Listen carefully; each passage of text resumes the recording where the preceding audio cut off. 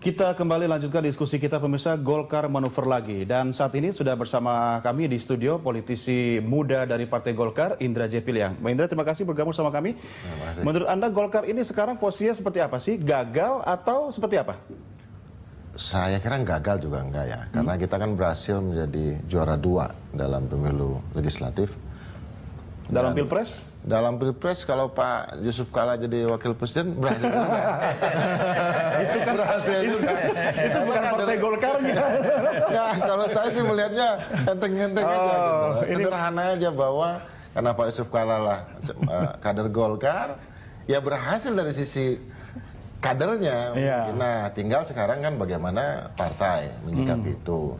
Kalau menurut saya yang terbaik memang bergabung ke dalam koalisi pendukung Jokowi JK apabila ditetapkan ya sama KPU nanti untuk jadi presiden dan wakil presiden. Kenapa? Karena perimbangan politik di DPR itu kan penting. Iya.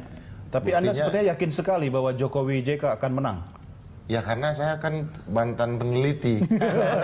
Saya kan tidak sepenuhnya politisi. Artinya saya sangat percaya dengan sains, ilmu pengetahuan kan. Saya kan amati dengan sangat lama ya. Artinya sebagai ketua Balitbang Golkar saya juga tahu ada beberapa lembaga survei yang kita tidak pakai, kita blacklist gitu. Dan nyatanya itu yang menyatakan Pak Prabowo Hatta menang gitu.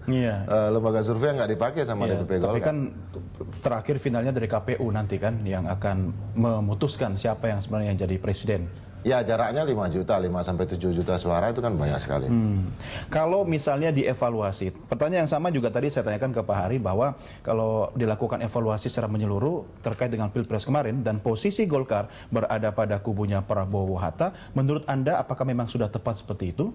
Kalau menurut saya kan masalah tafsiran saja, bahwa sejak awal kami yang muda-muda mengatakan bahwa putusan Rapimnas itu dalam satu kesatuan logika dan satu kesatuan kalimat.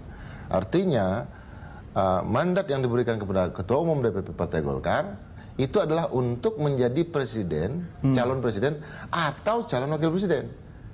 Hanya dua itu. Artinya mandat penuhnya untuk itu. Jadi kalau memang Ketua Umum kami tidak bisa menjadi calon presiden dan calon tidak boleh mendukung Ketua Umum, ya menurut saya itu mandat itu harus diberikan lagi kepada dikembalikan. DPP. Ya nggak mungkin dong. Beda tafsirnya sama Pak Hari tadi. Artinya makanya ini kan sejak awal kita katakan kepada DPP, kita menafsirkan seperti itu. DPP menafsirkan seperti ini. Ya boleh dong dua tafsir ini kita pakai gitu. Karena begini, sama dengan kalau kita ini dua tafsir dipakai untuk cari aman maksudnya? Bukan ke Suta. Kalau orang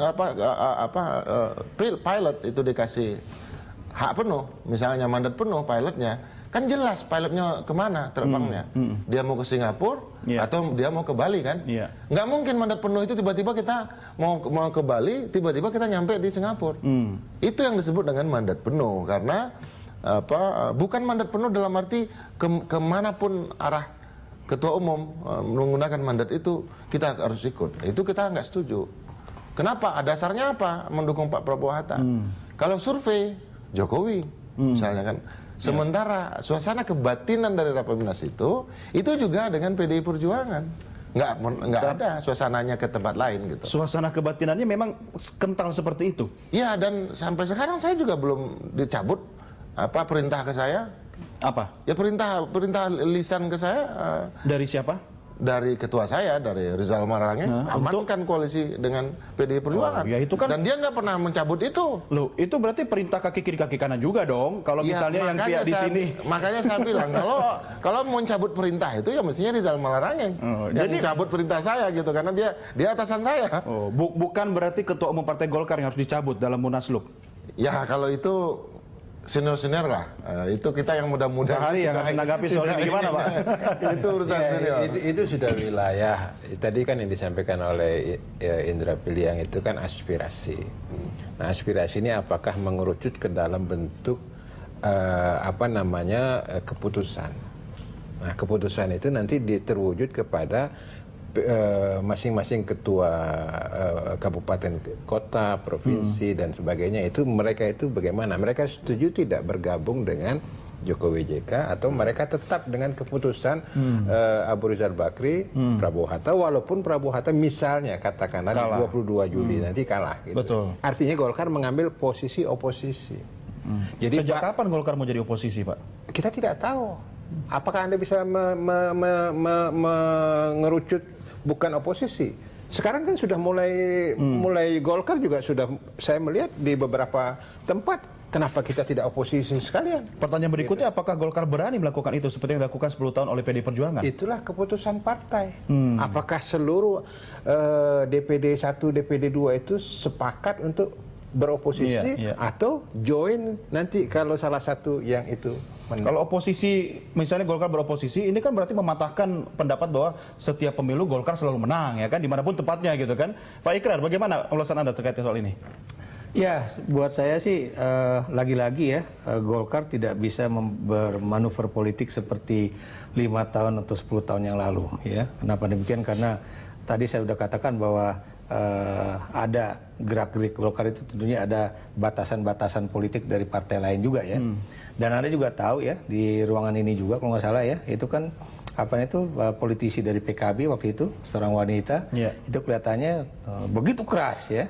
Walaupun menggunakan kalimat-kalimat yang sangat lembut ya, sudahlah Golkar di sana aja kan, supaya Anda kan udah cocok di sana ya. Paling tidak itu kan ini untuk membatasi supaya Golkar tidak banyak bergabung di Jokowi JK ya, dengan asumsi bahwa partai yang lain itu sudah merasa nyaman kan. Lagi pula dengan koalisinya Jokowi JK ini kan sebenarnya kan koalisi ramping kan katanya. Ketika Golkar kemudian masuk dalam koalisi ini, apakah memang PDI Perjuangan rela atau ikhlas untuk berbagi dengan Golkar yang yang jadi pertanyaan berikutnya itu adalah apakah Golkar akan melakukan munaslup terlebih dahulu atau tidak?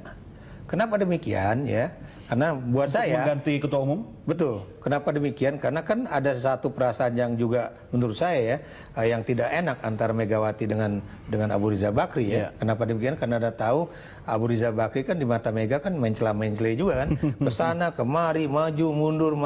Nah itu yang kemudian Mega kelihatannya nggak begitu suka juga. Nah persoalannya siapa akan menjadi ketua umum? Kalau memang ketua umumnya itu menurut Mega mungkin ya, atau menurut Jokowi JK juga orang yang bisa berkompromi, orang yang bisa diajak bekerja sama, mungkin nggak akan jadi siapa masalah. Orang yang bisa itu tadi? Belum tahu.